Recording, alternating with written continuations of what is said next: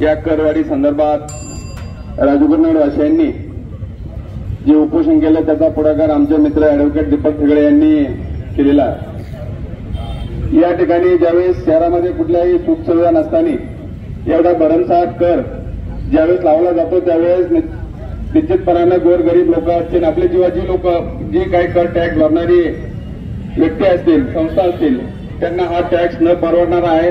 कारण या ठिकाणी ज्यावेळेस एखादा टॅक्स लावला जातो त्यासाठी आपल्याला सुख सुविधा मिळाल्या पाहिजेत, म्हणजे रस्ते मिळाले पाहिजे, ड्रेनेज मिळालं पाहिजे, पाण्याची सुविधा मिळाली पाहिजे।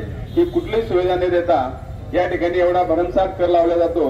कारण आपल्या या राजूकरनगरमध्ये सुद्धा शिक्षण कर सुद्धा मोठ्या प्रमाणात लावला जातो। कारण शिक्षणामध्ये आजही आपल्या शाळा जिल्हा परिषद आहेत, कारण ते सुद्धा असताना सुद्धा या ठिकाणी शिक्षण कर सुद्धा मोठ्या प्रमाणात लावलेला आहे।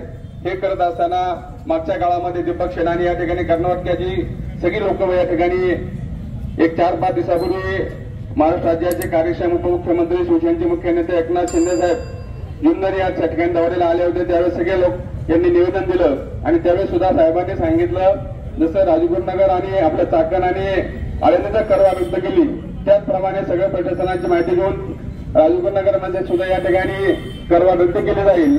2 दिवसापूर्वी मी सुद्धा साहेबांना मंत्रालयात जाऊन अधिवेशनामध्ये भेटलो, साहेबांनी सुद्धा कानावरती हा विषय घातला। त्यावेळी दीपक शेठला त्यातून फोन करून देणार होतो पण साहेबांचं लक्ष द्या त्यामुळे साहेब म्हणले मी नंतर बोलतो। काल सुद्धा तालुक्याचे आमदार बाबा शेटकारे यांनी लक्षवेधी मांडली आणि त्याला महाराष्ट्र राज्याचे मंत्री शंभूराज देसाई यांनी उत्तर दिलं। या ठिकाणी प्रशासनाकडून माहिती घेऊन 2-4 दिवसांमध्ये याचं कार्यवाही करण्यात येईल। मी आता मागाशी साहेबांसंग बोललो, साहेब शंभूराज देसाईंना सांगितलं तुम्ही या ठिकाणी मी त्या ठिकाणी जाणार आहे, त्यामुळे जे आपले उपोषण करते त्या ठिकाणी बसले आहेत त्यांच्या संघ सुद्धा तुम्ही 2 मिनिटं जर बोलले तर त्या ठिकाणी उपोषण करताना सुद्धा वाटेल आपल्याला कुठेतरी आश्वासनाची पूर्तता होती। कारण या ठिकाणी काम करत असताना आपल्या शहरामध्ये विकास हा सगळ्यात महत्वाचा असतो। विकास करत असताना आपल्या शहराचा विकास ज्यावेळेस रस्ते पाणी हे सगळं होत असतं त्यावेळेस या ठिकाणी आपल्याला मला एवढं सांगायचंय या ठिकाणी सर्व पक्षीय ज्यावेळेस एकवटता येतात तर कुठलंही प्रशासन असेल सगळ्यांना या ठिकाणी आपलं काम करावं लागतं। काम करत असताना या ठिकाणी सहज म्हणजे सगळे शरद मोठे पाटील असतील, आमदार दिलीप मोदी असतील, बाबाशेठ असतील, आमचे बाबाशेठ अक्षय असतील, सगळीच मंडळी या ठिकाणी या आपल्या दीपक शेठ यांच्या आपल्या म्हणजे उपोषणाला पाठिंबा दिलाय। असाच जर पाठिंबा तालुक्याच्या विकासाला इथून पुढे काळात जर राहिला तर तालुक्याचा विकास झाल्याशिवाय 100% राहणार नाही। या ठिकाणी दीपक शेठ तुम्ही आता उपोषण सोडावं, आपण सुद्धा आम्ही सुद्धा तुमच्या इथून पुढच्या काळात 100% पाठीमागे आहोत।